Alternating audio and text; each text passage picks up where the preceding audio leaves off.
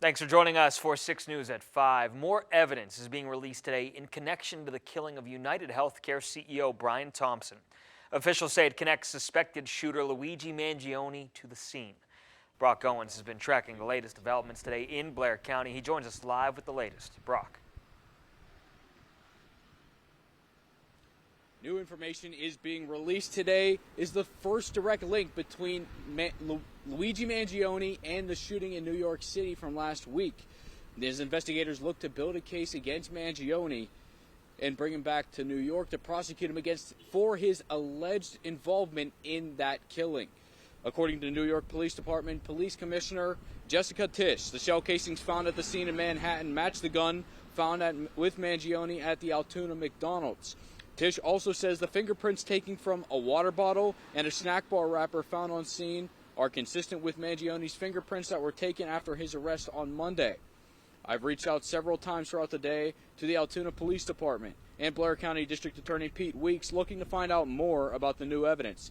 I also wanted to find out if they think the evidence they have so far is enough to show Mangione is the shooter like they allege. Mangione's defense attorney Thomas Dickey says he's not seen any evidence that would incriminate his client, who is pleading not guilty to the Blair County charges that include illegal possession of a weapon and forgery. Dickey says he also anticipates Mangione to plead not guilty to any charges in New York, which currently include second-degree murder. I did briefly speak with Dickey today, who tells me he has not spoken to Mangione today but does plan to soon, and he will need to review the newest reported evidence himself. But this is what New York City Police say today about the case. So just a very brief update on the investigation. First, we got the gun in question back from Pennsylvania. It's now at the NYPD Crime Lab. We were able to match that gun to the 3 shell casings that we found in Midtown at the scene of the homicide. We were also able at our crime lab to match the person of interest's fingerprints with fingerprints that we found on both the water bottle and the Kind bar near the scene of the homicide in Midtown. And a timeline of when Mangione could be prosecuted with those charges in New York remains uncertain right now as he looks to challenge his extradition back to New York City. Live in Blair County, Brock Owens, 6 News. Thanks, Brock. People want to help Luigi Mangione pay his legal bills. A fundraiser on Give, Send, Go claims to have raised more than $30,000 for the suspect in the fatal shooting of UnitedHealthcare CEO Brian Thompson in Manhattan last week. The organizers say they're, quote, not here to celebrate violence, but believe in the constitutional right of fair legal representation.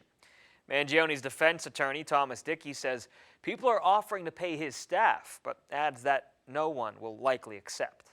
Obviously, my client appreciates the support that he has, but I don't know, I'd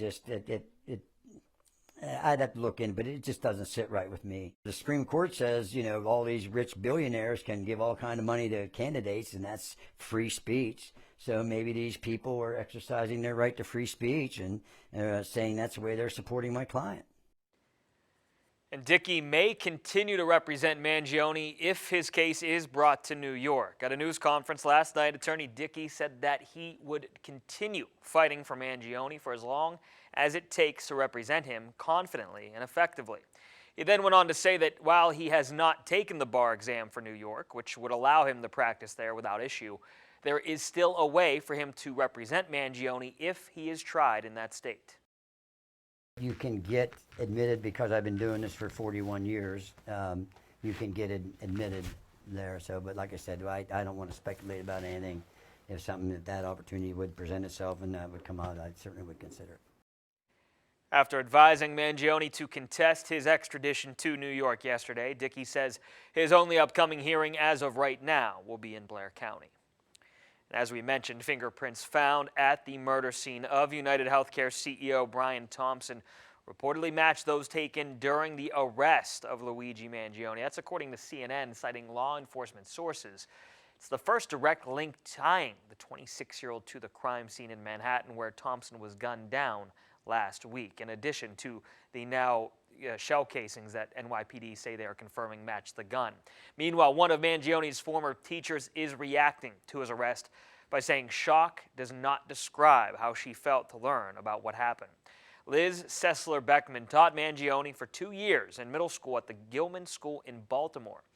Sessler-Beckman says she could not believe a former student with such promise could be accused of shooting Thompson in cold blood.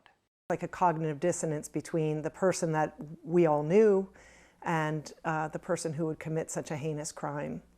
It just doesn't make any sense, and it certainly goes against the values of the school that we all were part of the community. She also says Mangione was a diligent, well-liked student and was the valedictorian of his class.